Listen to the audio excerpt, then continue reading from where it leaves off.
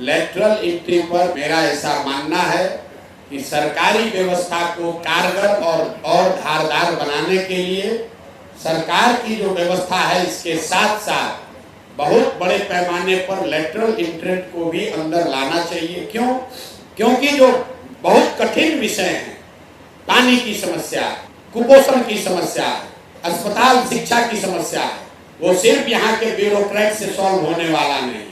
आप बताइए, कोई आईएएस अफसर है, आज वो हेल्थ डिपार्टमेंट का हेड है तो उसको अस्पताल और स्वास्थ्य की समझ है, कल उसको परिवहन विभाग का सेक्रेटरी बना दिए तो उसको बस और रोड का भी समझ हो जाएगा, परसों उसको मत्स्य विभाग का सेक्रेटरी बना दिए तो दावा करता है कि हमको मछली पालन का भी उतना ही समझ है।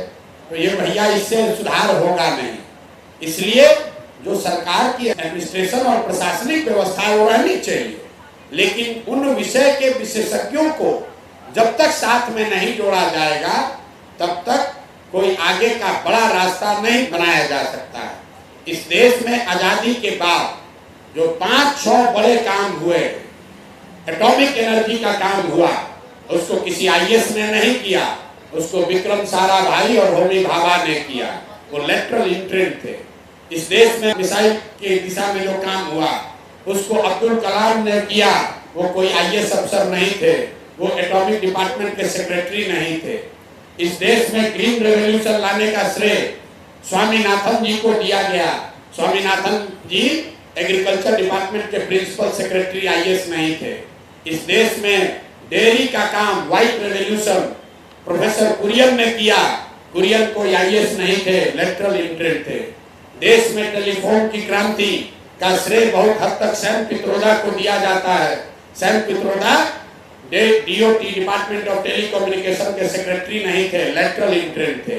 इस देश में आधार का जो आप कार्ड देख रहे हैं, आधार का कार्ड होम मिनिस्ट्री का सेक्रेटरी नहीं बनाया है, इसको नंदन नीलकर्णी जैसे लोगों को लाकर बनाया गया। ये आपको क्या दिखाता? जो 5-6 बहुत बड़े देश में आमूल चूल परिवर्तन वाले काम हुए हैं, वो इस देश के सबसे काबिल लोगों को लाकर जिम्मेवारी दी गई। वो काम तो सरकार की व्यवस्था के साथ ही करेंगे, लेकिन उनमें वो क्षमता है। तो हम लोग इस पक्ष में हैं कि बिहार को अगर सुधारना है तो पूरे दुनिया में एजुकेशन को लेकर, स्वास्थ्य को लेकर, आर्थिक विकास को लेकर जितने बड़े लोग हैं, जो समझदार लोग हैं, जब तक उनको नहीं जोड़ा जाएगा तब तक बिहार में बड़ा सुधार नहीं हो सकता है।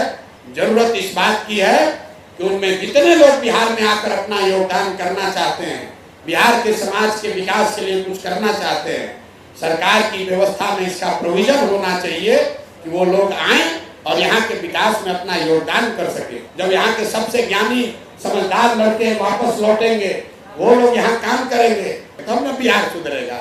यहाँ तो डिपार्टमेंट में 4 अफसर बैठा है जिसको कुछ आता जाता है नहीं, और वही अपना ज्ञान दिए जा रहा है और बिहार की जनता को मजदूर बनाकर घुमा रहा है 30 वर्ष से।